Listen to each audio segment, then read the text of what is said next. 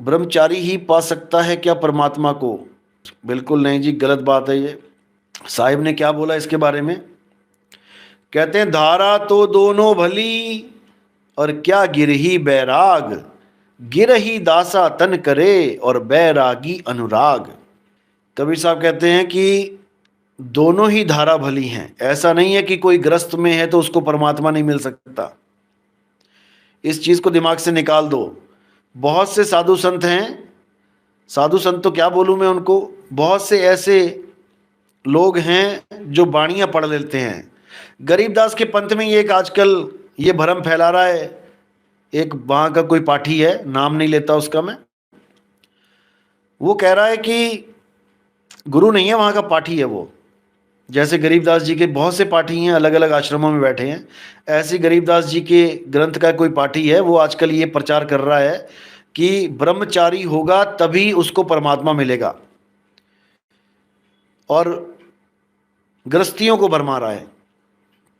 अब इस निकम्मे से कोई ये पूछ ले कि गरीबदास जी को 7-8 साल की उम्र में परमात्मा मिले, उन्होंने पूर्ण ज्ञान दे दिया, ग्रंथ भी रचा दिया, उसके बाद गरीबदास जी की शादी क्यों हो गई भाई?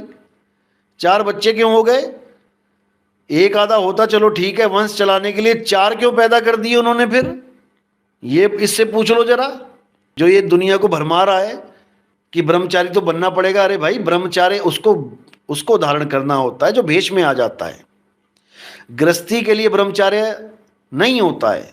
गृहस्थी तो सेवा करे और अपना जहां गुरु ने सूरत बताई है अपना ताने, हाँ रजामंदी हो दोनों की तो आप ब्रह्मचार्य का पालन भी कर सकते हो, आपकी मर्जी है।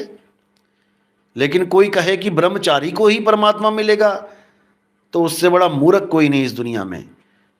कबीर साहब के जितने भी लगभग 90% शिष्य सब शादीशुदा थे, कुछ को छोड़ के। तो इस भ्रम से भी बाहर निकल जाना है। उससे पूछो कि गरीबदास जी अगर ब्रह्मचारी थे तो 4 बच्चे क्यों पैदा कर दिए भाई उन्होंने? नानक साहब के 2 बच्चे हैं, धर्मदास जी के यहाँ भी बच्चे हैं, वहां तो आगे पूरी पंथी चल गया। ऐसे नहीं भरमना है, ये भरमाने वाले बहुत बैठे हैं। आपने संयम में रहना है, अच्छी बात है, संयम में रहो, लेकिन आप प्रश्न चिन्ह नहीं लगा सकते बाकियों पर कि तुम्हारी तो मुक्ति होगी नहीं। अरे तुम मुक्त होके दिखा देना, यहीं घिसट घिसट के मर जाओगे, मंत्रों के चक्कर में पड़ के, श्वासा अजपा जाप के चक्कर में पड़ के, मन के दर्शन करके। मन के दर्शन करवाता है ये, मन के दर्शन करेंगे मन निर्मल हो जाएगा। मन के दर्शन करेंगे, मन भी दार्शनिक है क्या?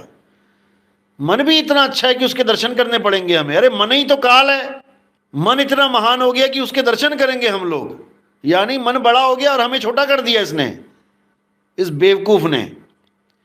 परमात्मा के दर्शन करेंगे कि मन के दर्शन करेंगे? यही काल के दूत हैं।